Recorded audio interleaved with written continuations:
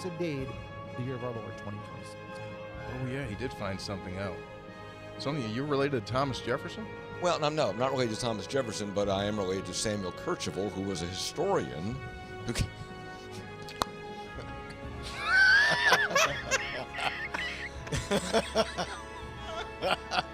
I'm going to tell you something about Samuel Kercheval. Him and Jefferson out smoking corn silk. Kercheval told him, Thomas, I don't know about this country. Might want to start again. He could. So I don't have a monitor here, so I really can't see what happens at the beginning of the show. So at what point do I pop up? When the music starts and Mr. Announcer comes on? Yeah. So they see all the little panic things that I do that I'm still in the process of setting up? Yes. They see you shuffle about uncomfortably. They see you blow the dust off your headphones. They see you put in like 2 cough drops at the same time. Oh, yeah. I don't do 2 at the same time. Yeah. Okay. All right. I don't know that. I should probably... Now, these shows are archived, right? So I can go back and watch them. Yes. So I could like live this show in real time and then go home and, when I say something to Linda like, hey, did you hear when I did this? And she, I don't watch it. Well, let's get in front of the TV and watch me do it again for 3 straight hours. Yes, it's archived just like the audio podcast. Ah, that's right. And see, this is the thing that gets the NCAA in trouble. Excuse me.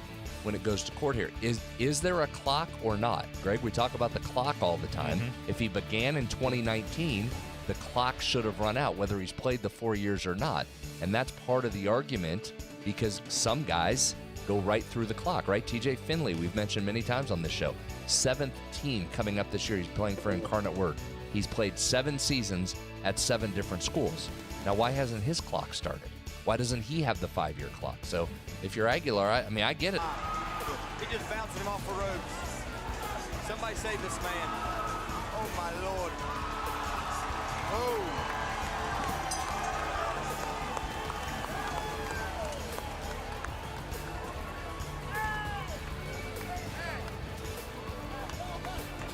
Very nice, very nice. He hit him with everything he didn't want.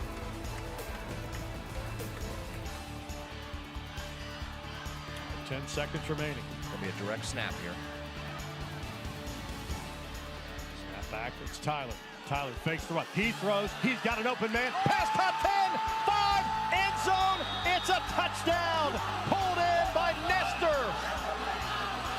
3 seconds left.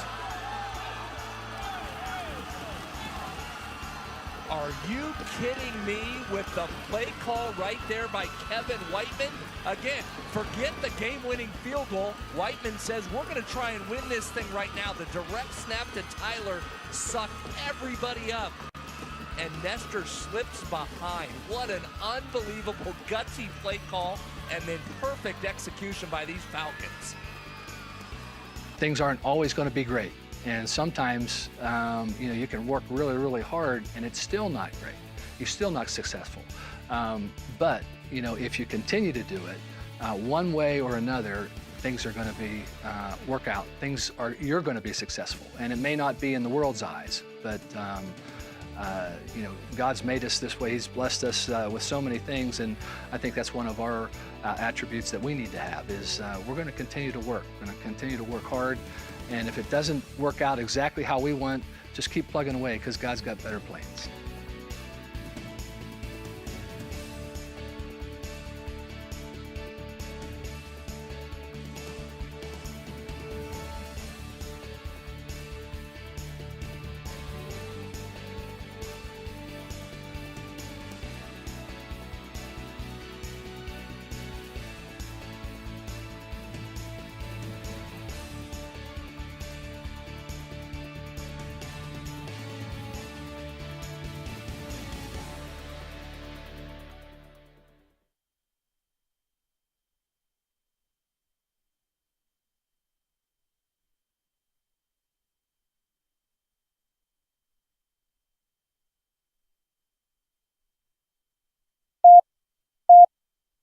Five, 3, 1. Red 57! Red 57! Hot, hot! I don't believe what I just saw! McKenzie kicks a 38-yard field goal on the final play of the football game. 5 seconds left in the game. Do you believe in miracles? Yes! It is a great night to be a Mountaineer wherever you may be. From the home of the state's land-grant institution, inside the Health Plan Studios, in the Dale B. Miller Building in Morgantown, it's time for the state's most listened-to sports talk show. This is the CityNet Statewide Sportsline. CityNet, cybersecurity experts for the digital age. And now, across the state of West Virginia and beyond, Sportsline is on the air. CityNet Statewide Sportsline for Tuesday. Thanks for joining us. Kyle Wiggs, Greg Hunter, Brad Howe, we're all here with you, and we've got a jam-packed show. Of course, tomorrow night it's West Virginia against Utah at Hope Coliseum, so we'll continue our preview of that game from both sides. Mountaineer coach Ross Hodge met the media today. We've got some comments from him. And also, we're scheduled to be joined on the program in a bit by Bill Riley. He's the play-by-play voice of the Utah Utes, so we'll get the Utah perspective as well, as they're on one of these 2-game Eastern time zone road swings. This is the back half of this, so Utah's been on the road for a while. Also today, man, it's been a tough couple of days, as the news of the passing of Roger Jefferson came on Monday. We talked about that last night. Today comes the news that Scott Tinsley has passed away, another legendary West Virginia high school football coach, and he coached in college at both West Virginia State and WVU Tech. So we'll hear from George Washington head football coach Steve Edwards Jr. They worked together for almost a decade on the same staff. So we'll talk about that a little bit later on. Gentlemen, good evening. Thanks for coming in. Good evening, guys. Good evening, everybody. You know, Cal, too, Tinsley's name will be remembered by a lot of people listening to this show as the former OC for J.R. House. Right. Back in the day when he was setting national records and West Virginia was recruiting J.R. House, there was always a lot of talk about Scott Tinsley and how innovative his offense was back in the late 90s. He was the offensive coordinator. Lil Burdett was the head coach at Nitro when they won the state championship, and there was that legendary title game where J.R. House threw 10 touchdown passes in a single game against Morgantown, which at the time was a national record.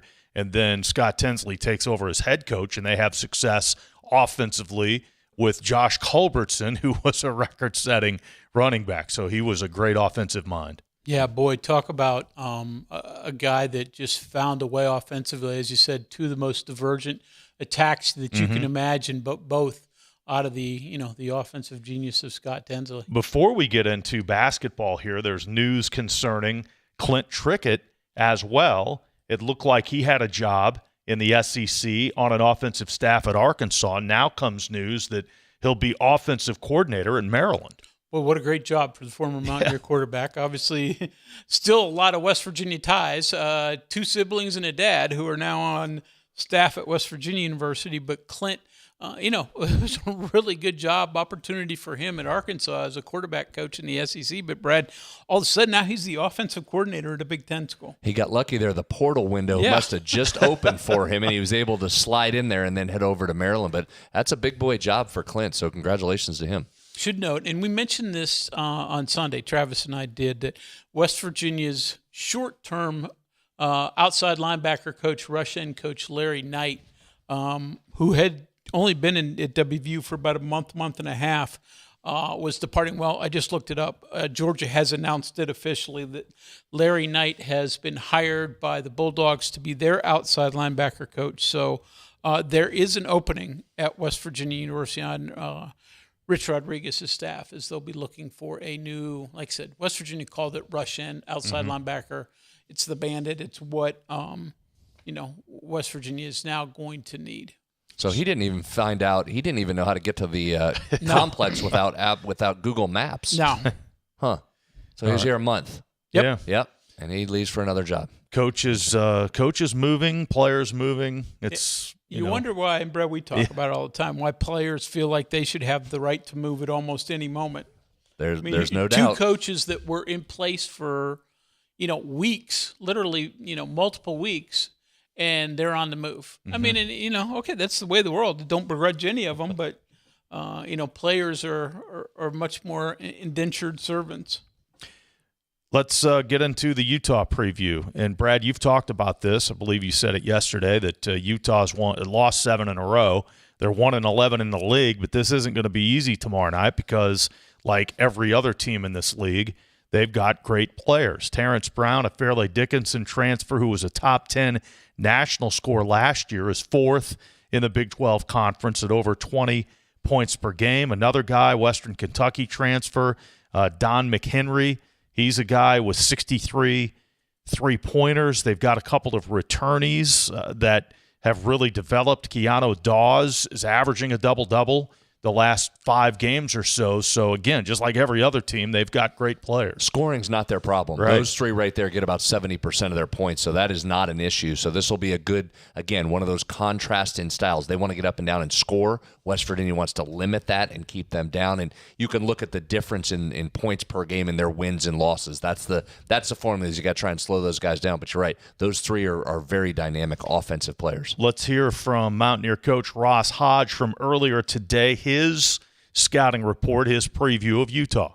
Their guards are extremely dynamic. I mean, you have 2 of the top 10 scorers in the Big 12, Brown and McHenry. And, Brown's aggressive with the ball in his hands, and he can get to spots. And McHenry has the capabilities to make difficult shots over you. And then, like I said, Dawes wasn't shooting the ball great earlier in the year, but now he's starting to make threes from that kind of combo forward position. And Troy's a good player. They play with a lot of confidence offensively, and they're super aggressive. And they've just, like most teams, maybe their record hasn't reflected it up to this point, but they have gotten better. And, I mean, they were in a one-possession game with Kansas at Kansas. Obviously, we know the 2 games we had with Cincinnati and how difficult that was. They had a chance to win that game the other night, so they just continue to get better, and that's where the challenge lies. You legitimately have 2 of the best shot makers, scorers in the league, and if you allow them to get going and get comfortable, you can be in for a long night. This Dawes is really interesting. He played last year for Utah and was an impressive athlete, but to Ross's point, how about these numbers? He either had 0 or 1 3 in a game. So first of all, he's made 22 threes on the season. He's only shooting 29% from 3. But he went from game 1 on November 3rd all the way to December 29th and made either 0 or 1 3. There's a lot of zeros in there. Then all of a sudden he catches fire against Washington on the 29th and he makes 3. Then he has another game against Texas Tech. He made 4. And then he plays BYU. He made 4. And last game against Cincinnati, he had 2. And against Kansas, he had 2. So it's like he is super streaky all of a sudden. He's either making 2, 3, or 4, or he's not making 1 at all. So it's been an interesting development for Dawes that wasn't part of his game up until almost the calendar flipped to 2026. And the 2 scoring guards with Brown and McHenry, not only a high-volume three-point shooter with 63, but hits it at a pretty high percentage, right at 40% from 3 on the year. Mountaineer coach Ross Hodge, again, coming off that exhilarating comeback win at UCF. The Mountaineers still on the bubble, but they weren't on the bubble maybe. Now they're on the backside of the bubble, I guess, with still some work to do, but with a chance, again, certainly after that win at UCF. So Mountaineer coach Ross Hodge asked about the NCAA tournament. They live in a social media world. They don't need me to tell them, what's at stake. And I think it's my job to counter that messaging and try to get them focused singularly on, let's beat Utah on Wednesday night. And if you can do that enough times, then the things that you hope for and want will be there in the end. And if you start making it too much about other than just how do we get back, how do we slow these guards down, it just gets confusing because everybody else is going to want to talk about that.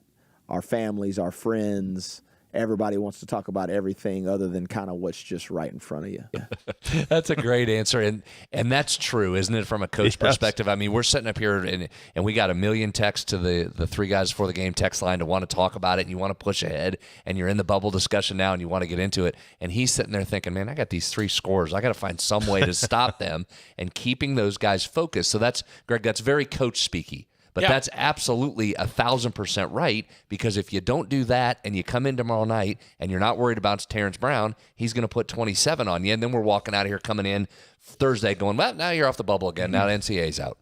No, you're exactly right. And, the one thing, and again, we keep talking about it, but you deal with it more than I, but the one thing I've found out about Ross Hodge is he doesn't just talk it, he lives it. I mean, I have absolutely no thought process that he doesn't look ahead beyond tomorrow in one iota. He doesn't, and I was just at practice the other day, and I tried to bring it up to him about something. He goes, I don't want to hear it. And I said, well, I got one thing to tell you. He goes, I don't want to hear it. Tell me later. I said, okay, we'll talk about it later. How about the one more thought from Ross Hodge on that comeback win over UCF from Saturday? Not a ton of adjustments per se. I mean, I think, for instance, on Saturday in the Central Florida one, our offense was really hurting our defense to start the half. We had 2 or 3 turnovers that led to direct layups on the other end.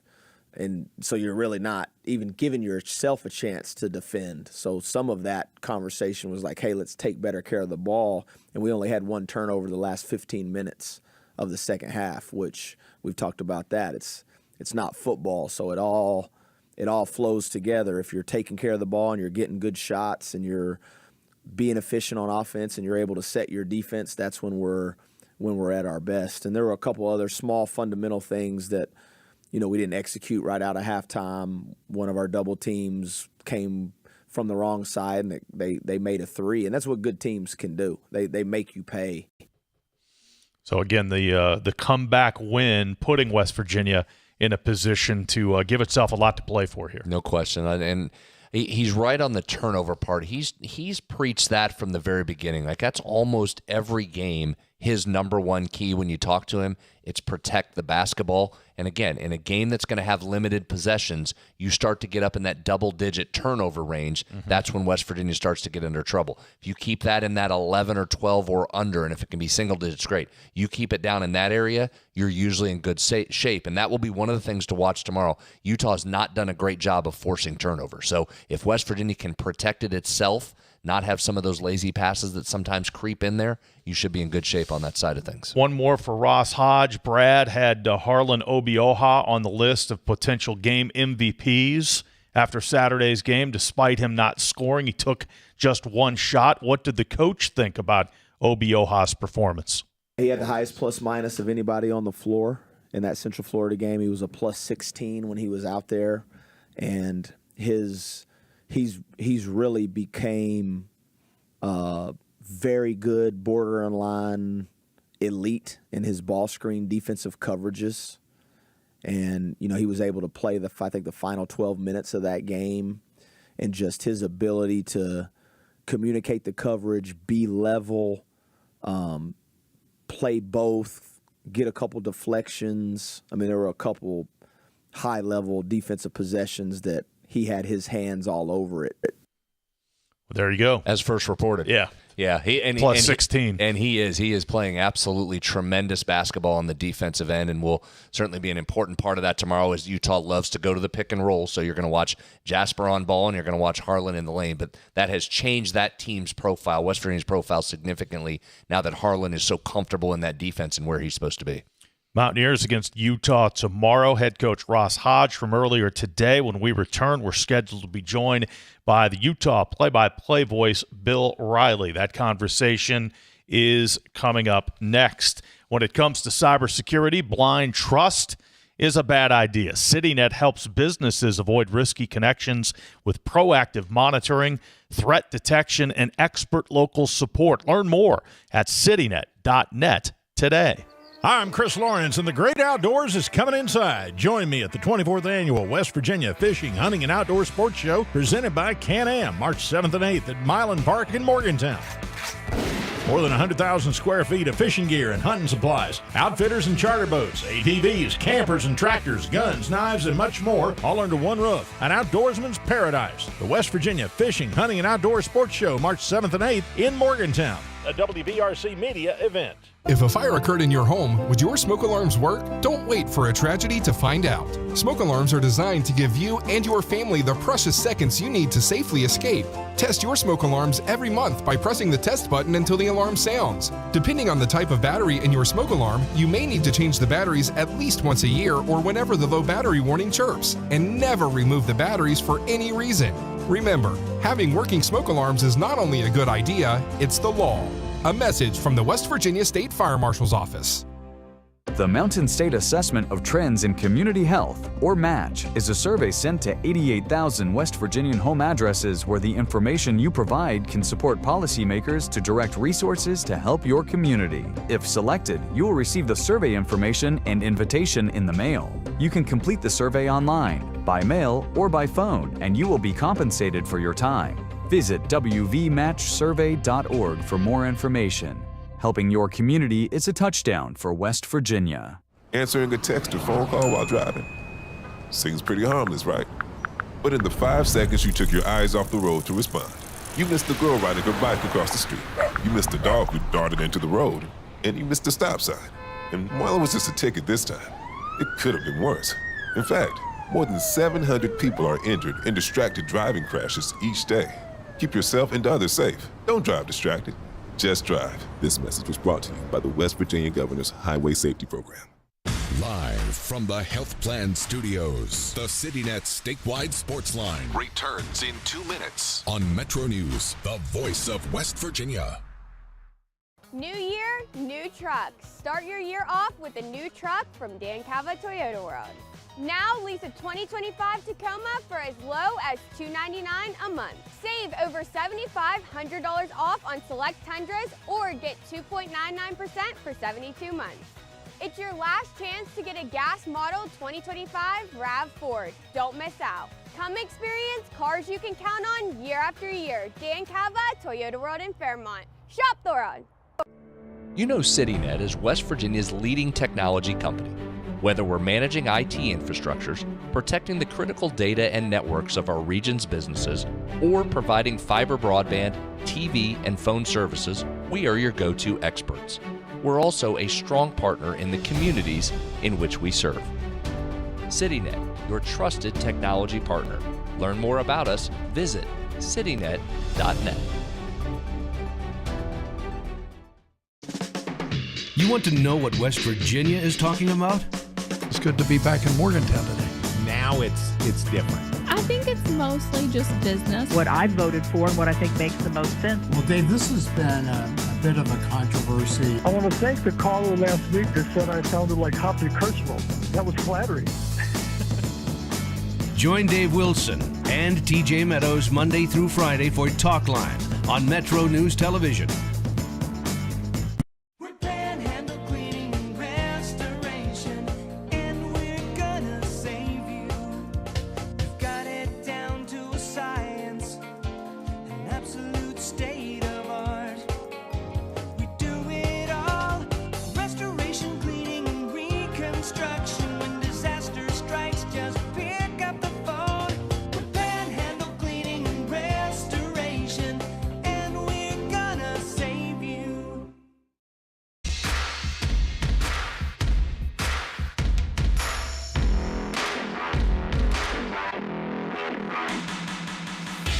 CityNet statewide sports line for this Tuesday. We're back in the Health Plan Studios. Kyle Wiggs, Greg Hunter, Brad Howe is with us. This Utah basketball team's been on the road for a while, and Brad, you know all about that, the 2-game road trips and how tough they are.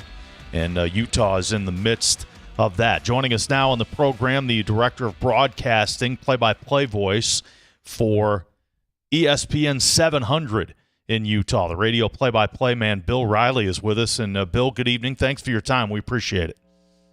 No problem, guys. How we doing? We're doing well.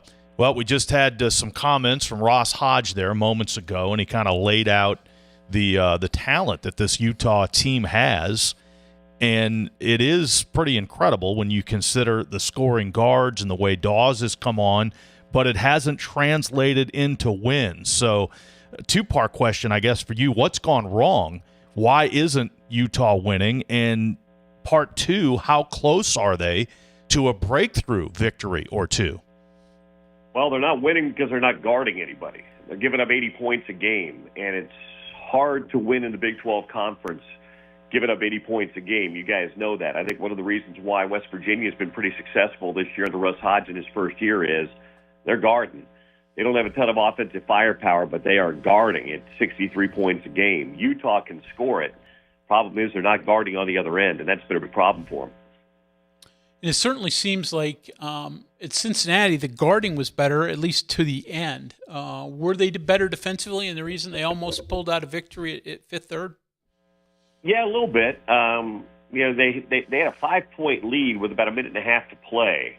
And, yeah, the defense was pretty good, but they couldn't get shots. They couldn't get the good shots that they needed. The Bearcats actually did a pretty good job in the last minute and a half of guarding themselves. But I think the defensive effort was a little bit better.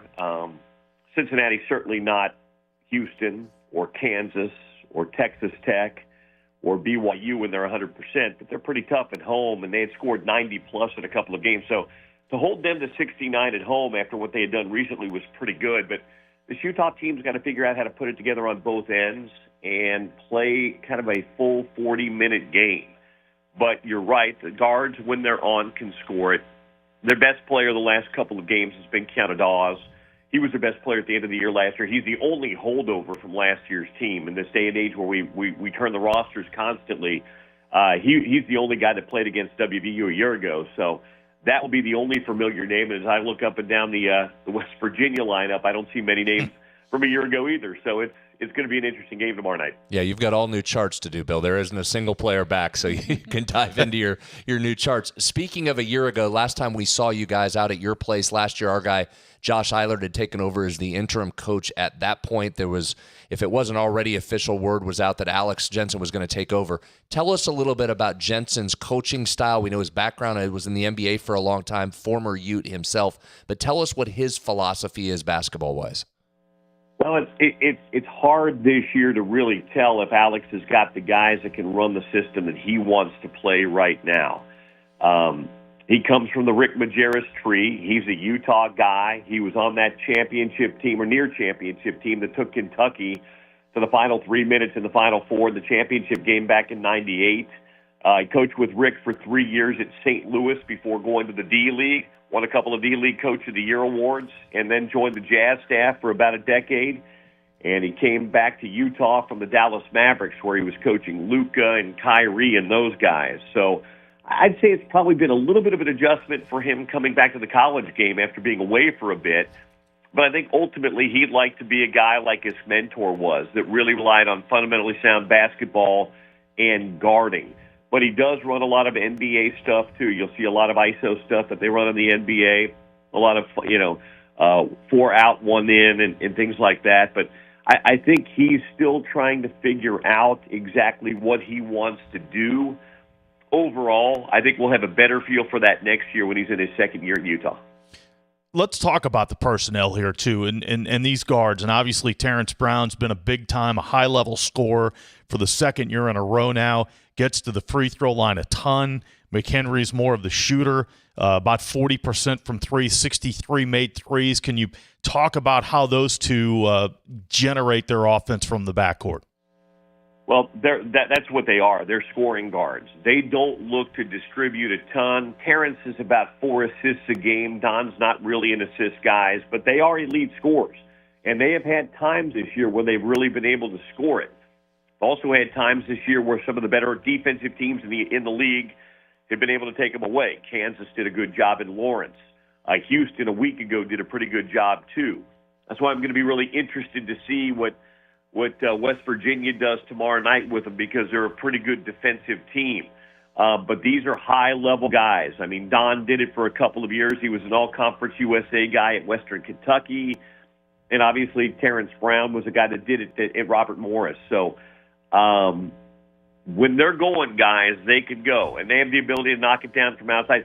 McHenry's more of a perimeter guy, and Terrence Brown, as you alluded to, gets to the free throw line a lot because he goes right at the basket. Sometimes that's advantageous. Sometimes that's to his own detriment when he's going up against elite shot blockers, which we know we've got a lot of those in the Big 12 too. So, Bill, you mentioned that Dawes is the one guy that West Virginia knows. Actually, there's another because James Okonkwo spent 2 seasons at West Virginia, his first 2 years in college after coming over from England. And it looks like number-wise, still doing what he does. He's not much of a scorer, but he's starting for you guys, rebounds it, does a lot of the dirty work. How does James Okonkwo fit in? Well, they're not real big. They had an injury in the preseason to a guy that they thought was going to be a rim protector for him. And you guys remember, James is not a rim protector per se, but he's a tough guy. He's a physical guy. He'll mix it up inside with you. He's a rebounding guy. So he's the closest thing this Utah team has to a real physical presence on the inside. And that's what he does, and he does well. James knows. He knows what his role is. He's played a lot of college basketball at West Virginia and at Akron, at North Carolina, now at Utah. So he knows what his role is, and that role is to be a physical presence inside. And I'm sure he'll be excited. He played, obviously, you guys know his prep school in West Virginia and played for a couple of years for Bob Huggins. So I think tomorrow night will be a big night for him. Bill, let's talk about Dawes a little bit more. I mentioned earlier I was impressed with him athletically last year, and he's certainly added to his game this season, one of the best offensive and defensive rebounders in the country statistically. But Coach Hodge mentioned earlier today at his press conference about his increased efforts from three-point land, and we were just going through his numbers. It's really interesting how much the attempts have rocketed up since late December, where he's had multiple games where he's made 2, 3, 4 threes in a game. What's changed with his game to step out and start taking more from distance? Well, the coaches have been yelling at him to do it all year long. I think he's finally listening to what the coaches have been telling him to do. He's a really nice player. Keanu Dawes' biggest thing is he's got, Alex Jensen says this all the time. He has got such a high ceiling. He's got to realize he's got a high ceiling. As Alex says, I can't think you're a better player than you think you're a better player. And KD's fine. I think that message, guys, is finally starting to sink in a little bit. He's got 8 double-doubles on the year. He's got 14 in his career. He had a really nice game the other day against Cincinnati, 16 and 14. He had a good look late at what would have been a tying 3. It just went a little long, but you'll see him. Got a good release. He's very bouncy as well. He can attack.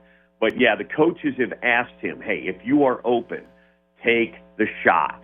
Take the shot. So I think they'd like him to take 5 or 6 or 7 of those a game. Don't force him. Take him within the rhythm of the offense. But he can knock them down. The percentage says 29.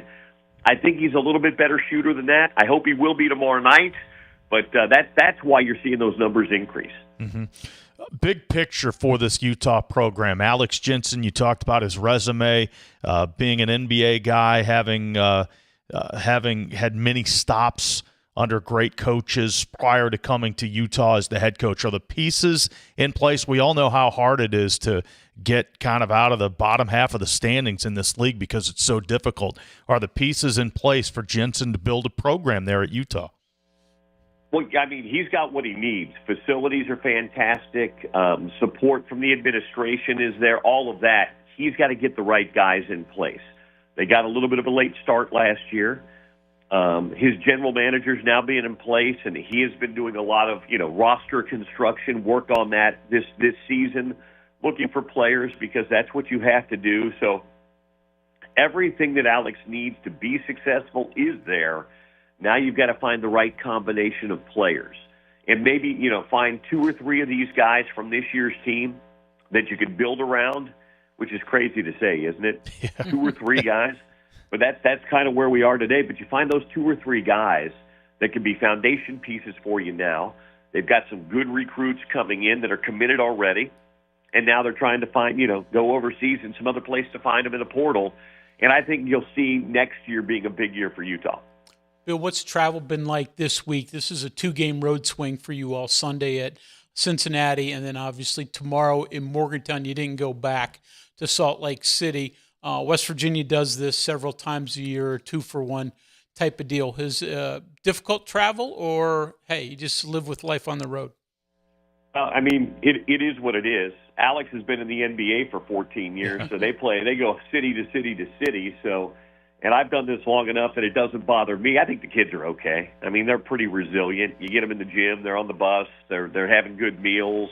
You know, they fly charter. So, hey, it's a lot. NBA guys would have loved that 25 years ago. These guys have a pretty good deal. But you're right, though. It is the long trip of the year for Utah. Last year we had a Houston UCF trip, which was pretty long. And we had the same trip last year, too, but it was in reverse. We had West Virginia first, then Cincinnati. But it's a long trip when you're gone. You know, I think a lot of teams do that, and I think West Virginia's done it before, that Utah-BYU trip, where you kind of stay at altitude all week long, or the Arizona State trip. Those are long trips, but it'll be a whole lot better if they can end the trip with a win tomorrow night. You hate to go with back-to-back losses, so we'll see what happens. Well, Bill, we certainly appreciate your time. You've been very generous with your time, and safe travels here into Morgantown, and good luck tomorrow night. Hey, thanks, guys. I look forward to being at the Coliseum, and if you're there, come by and say hi tomorrow night. All right, we'll do that. Thank you.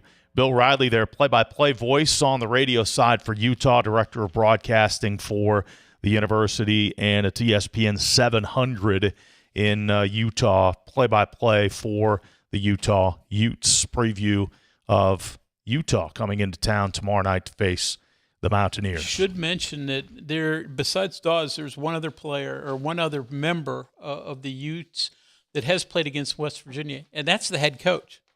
Mentioned 98. Brad, you were there. I was there at Arrowhead when Utah and West Virginia met in the Sweet 16 game. Michael Doliak is still shooting free throws in that game as Utah, on their way to a national championship game, they ended up runners-up, beat West Virginia by 3. Andre Miller on that team, we had him. An absolutely ridiculous technical foul called on Carl Williams on the bench for slamming a towel that was in frustration, not at the officials. He got teed up in a major moment. Horrific call, Wiggs. Horrific. Yep, remember that. Everybody remembers that. That was a bad situation. Rick Majerus, the head coach there with Utah. Majerus darn near missed tip-off. He rolled into that arena because he famously traveled separately from the team. He got caught in traffic, and it was 20 minutes before tip-off when he made it into the arena. Wow. Almost missed the start of the game. Since 1979, the health plan has called West Virginia home. From humble beginnings, they've grown alongside West Virginia, becoming a part of its fabric. For over 4 decades, they've been here through thick and thin, supporting local families and businesses, proudly serving West Virginia for over 40 years. The health plan will continue with the CityNet statewide sports line after this. We are there for you, to care for you at the health plan. We are here for you. At the Health Plan, we are here for you, and we have been one of the most trusted carriers for over 40 years. Headquartered right here in West Virginia, providing exceptional health coverage and local customer service. The Health Plan, we are here for you. Some relationships just work better with trust, reliability, and great communication. That's why more West Virginians are choosing CityNet Gig Fiber. Fast, symmetrical speeds, no contracts, no data caps, and local teams monitoring the network around the clock. Plus, for a limited time, new residential customers can get 50% off any internet plan for a full year, with plans starting as low as $25 a month. Check availability at your address. Visit citynet.net today. CityNet connects, protects, and perfects. February is American Heart Month, a perfect reminder to show some love to your heart. Knowing your blood pressure, cholesterol, glucose, and body mass index can reveal early signs of heart disease. Take action now. Schedule an appointment at the WVU Heart and Vascular Institute by calling 855-WVU-CARE or visiting mywvuheart.com. Prioritize your heart health this month and every month. Answering a text or phone call while driving. Seems pretty harmless, right? But in the 5 seconds you took your eyes off the road to respond, you missed the girl riding her bike across the street. You missed the dog who darted into the road. And you missed the stop sign. And while it was just a ticket this time, it could have been worse. In fact, more than 700 people are injured in distracted driving crashes each day. Keep yourself and others safe. Don't drive distracted. Just drive. This message was brought to you by the West Virginia Governor's Highway Safety Program. Live from the Health Plan Studios, the CityNet statewide sports line returns in 2 minutes on Metro News, the voice of West Virginia. I have had a complicated relationship with food. My job was to talk to heart failure patients about diet and exercise. I felt like, why would you listen to me? Because I was not following a diet that was healthy for me. I needed help. Bariatric surgery at WVU Medicine helped me lose 175 pounds. I feel like I'm free. They hold the skill, they hold the tools, and they're waiting for you to come say that you need the help. New year, new trucks. Save over $7,500 off on select Tundras or get 2.99% for 72 months. Come experience cars you can count on year after year. Dan Cava, Toyota World in Fairmont. Shop the road. Download Metro News Television on your iPhone or Android. Search Metro News Television in your app store. Create an account today to get alerts and watch all live and archived content. Download now. You own a boat because you love spending time on the water. Choose the outboard that allows you to make the most of it. Honda Marine's legendary reliability, ease of maintenance, and powerful performance keep you going strong. And they're all backed by the peace of mind protection of the industry's best limited warranty. Visit your Honda Marine dealer today and find out why it's more than an engine. It's your time on the water.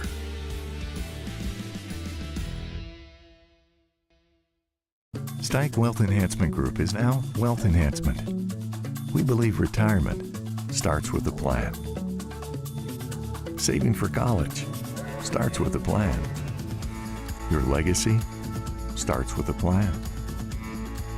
Do you have the right plan? Call our team at 304-443-4240 or email steig-info@wealthenhancement.com.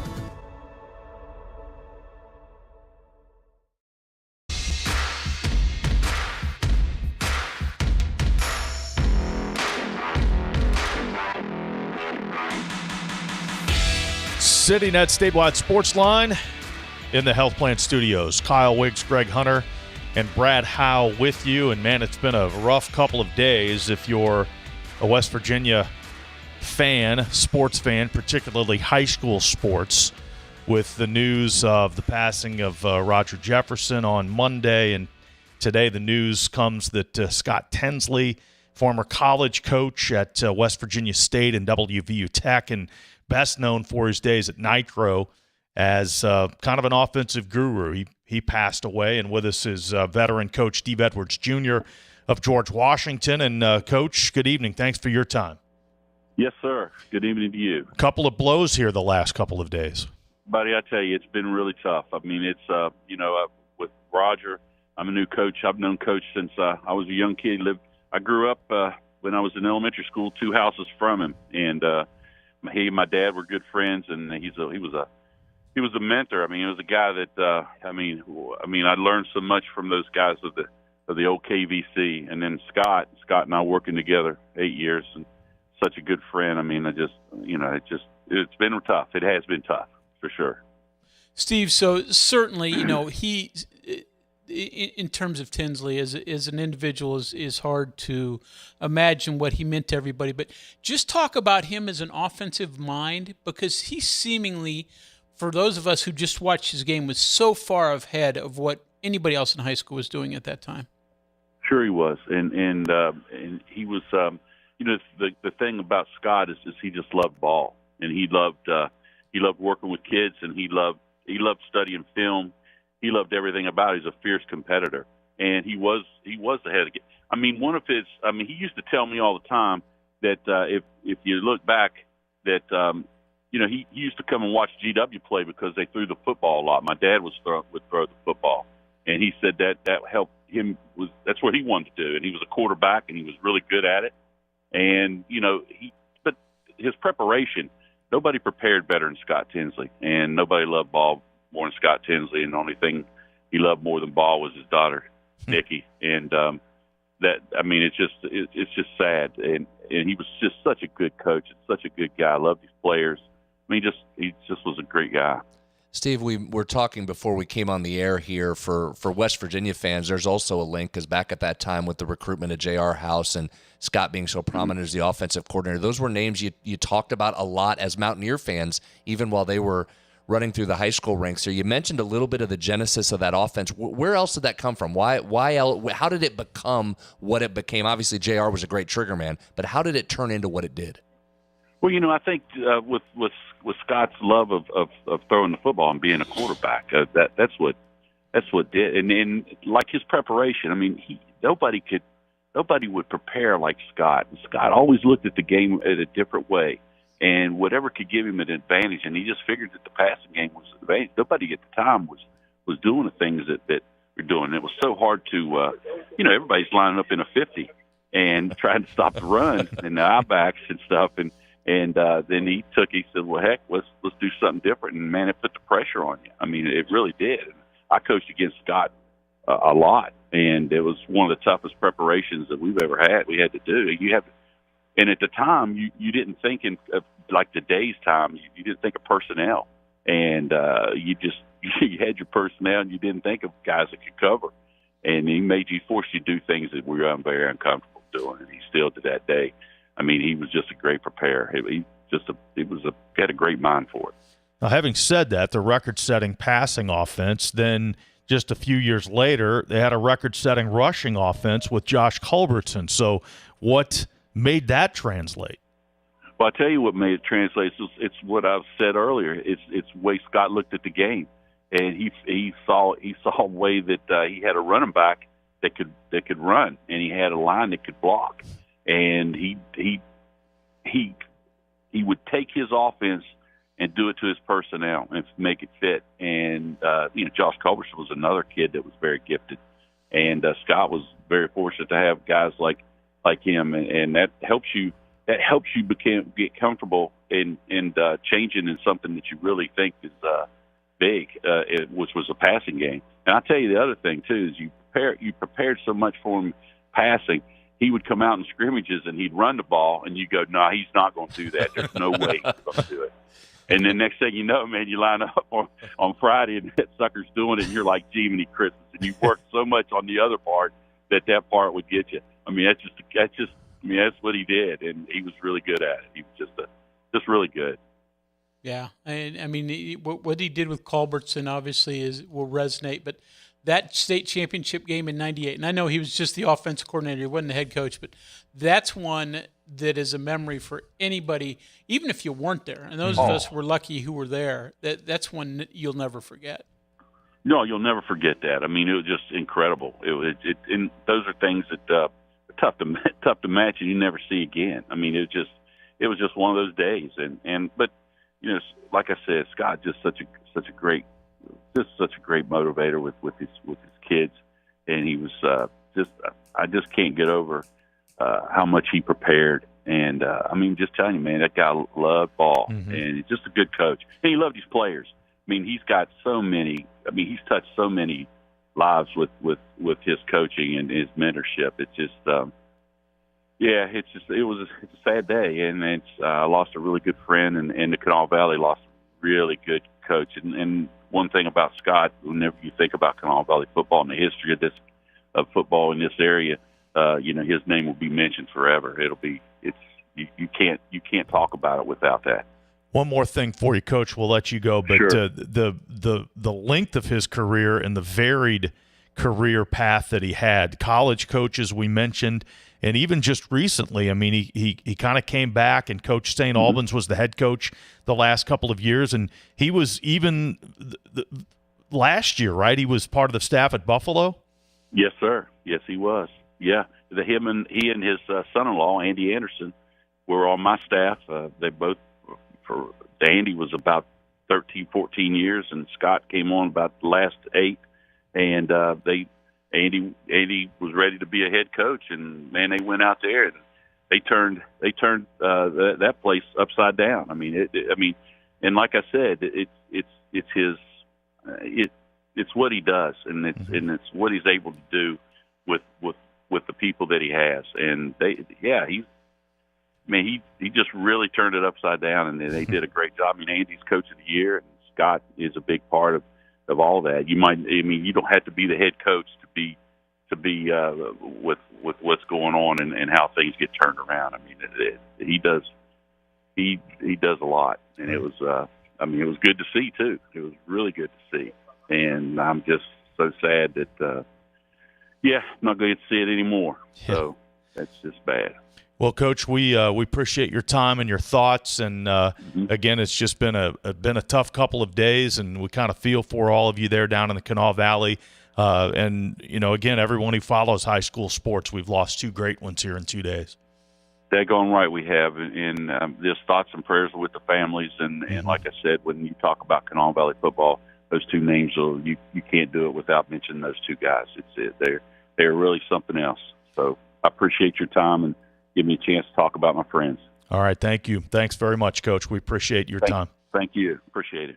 Veteran coach Steve Edwards Jr. there of George Washington. We'll take a break. We've got more coming up on Sportsline after this. If you have a child who's a junior in high school in West Virginia or know someone that does, please listen up. Here's your opportunity to win a full scholarship from West Virginia Wesleyan College that includes room, board, tuition, and fees. The 19th Annual West Virginia Scholar Program is presented by ZMM Architects and Engineers and the West Virginia Farm Bureau. The deadline is May 3rd. For details, go to WVMetroNews.com to apply. That's WVMetroNews.com. Remember, application deadline is May 3rd. The Mountain State Assessment of Trends in Community Health, or MATCH, is a survey sent to 88,000 West Virginian home addresses where the information you provide can support policymakers to direct resources to help your community. If selected, you will receive the survey information and invitation in the mail. You can complete the survey online, by mail, or by phone, and you will be compensated for your time.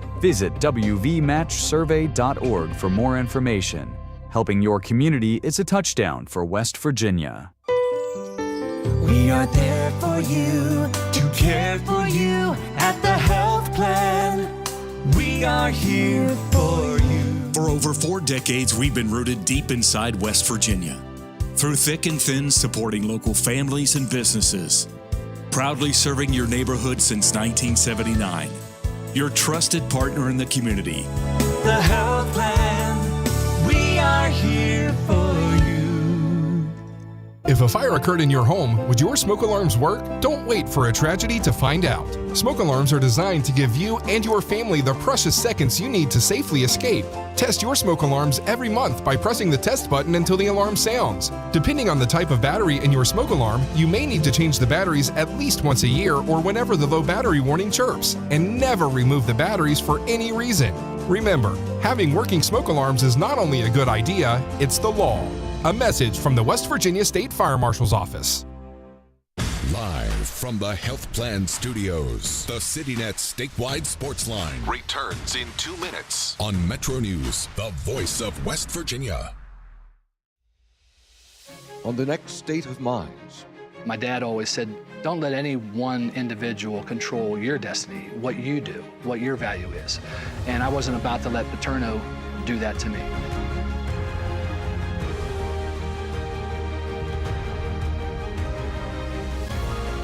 I mean, it was just a phenomenal time, my first game, and to be accepted as a Mountaineer.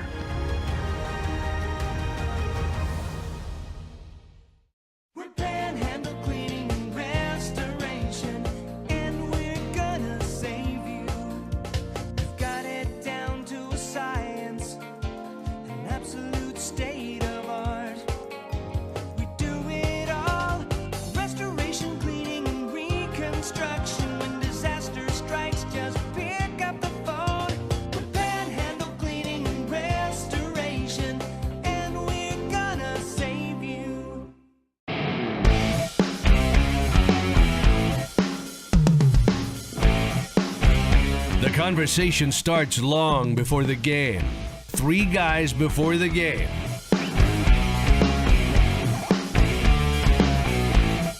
Join Tony Carini, Brad Howe, and Hoppy Kercheval for 3 Guys Before the Game. Metro News Television. Available on mobile, Roku, Fire TV, smart TVs, and online at WVMetroNewsTV.com. We are there for you, to care for you at the health plan. We are here for Health Plan proudly supports our active and healthy communities and has been your most trusted carrier for over 40 years. Log on to healthplan.org for more information. We are there for you, to care for you at the Health Plan. We are here for you.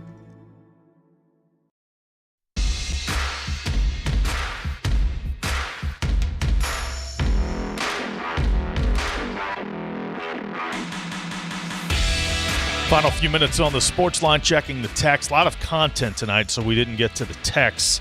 Try to get some here in the last couple of minutes. Texture points out that Scott Tinsley coached some really good girls basketball at Nitro. Megan Withrow at point ran a press West Virginia, turned teams over. Big game against South Charleston, and Alexis Hornbuckle at the Civic Center. That's going way back, too. That's a good one. Yeah, we didn't mention that. That's continues the varied coaching career, not just football, huh? And Texture points out that Coach Tinsley was the quarterback for the 1980 St. Albans Red Dragons football team that lost to Bridgeport in the AAA state championship game. Teammate Derek Christian went on to play at WVU. Yep, remember Derek? Very good. He was a very nice guy, too. Very nice guy. Scott and Derek were both great guys. Texture says, of all the great numbers that Brad has on his stats, which concerns you the most? I think it's just the scoring ability, as we talked about there with those guards. And so when you get into close games, if this turns out to be a close game, which I don't know why it wouldn't, most Big 12 games are, that concerns you when you have multiple really talented scoring options. So that would be my biggest concern. They run the pick and roll a lot. West Virginia's defended that pretty well. West Virginia, I think, will have a good shooting night. They are due. West Virginia is due for one of those double-digit threes type of nights. Haven't had one since Arizona State. This is not a great defensive Utah team, as you heard Bill Riley talk about. So can this be a game where Honor Huff gets right from distance? But it's really their scoring ability is what would concern you looking at Utah. 304 Talk 304 Texture asks what we think of the new basketball floor for the Big 12 Conference Tournament and what is it made of? I want my shoes to always squeak. Yeah, I talked to you guys last week, and we were supposed to be headed there. We Yeah. ended up not going. It was too far away, and it was going to be like an hour and a half in the bus both ways. So we ended up just going over to UCF's practice gym for the shootout. We did not go. I wanted you guys to I know. get on I it. wanted to see it. I mean, they call it a glass floor, but it's supposed to play just like the wood. So to the Texter's point, I don't know about the squeaking shoes. I don't know if you still get the squeak, but I'm fascinated to see it. Now, I think this will only be a little fraction of what the floor is capable of doing. I think the introductions and stuff, they'll really use it and it'll be cool. And then it'll flash to a playing surface and it likely won't change a whole lot. But man, there are some unbelievable things you could do with that. Once that gets to the point, probably like TVs, where the price comes down and they start to become standard, think of some things you could do. Think about doing a Jerry West throwback day and you make the floor look like it did back in the day to an extent with the shading and stuff. You can do some unbelievably creative things. So you know me, new uniforms, different colors. I'm in. Hunter, give me a glass floor. I'm all about it. I'm actually intrigued by this. And in a few years, you'll be able to get it at Best Buy for $400 or something. So we'll have them in high schools, Yeah. right? Yeah, correct. In 15 years or so, 20 Correct. years. So I'm intrigued as well. I can't wait to see it. I'm most interested to step on it and feel it, how's it and play? dribble a ball and see how it plays. But I think you can assume it's not going to play much different, or they wouldn't be doing this across the world. The NBA's been mixing these in, so I'm going to guess it's going to play exactly like it does. All right, guys, great show tonight. Greg, we'll see you tomorrow. All right. Talk to you then. From the Health Plan Studios, the CityNet statewide Sportsline is an exclusive production of the Metro News Radio Network. All rights reserved.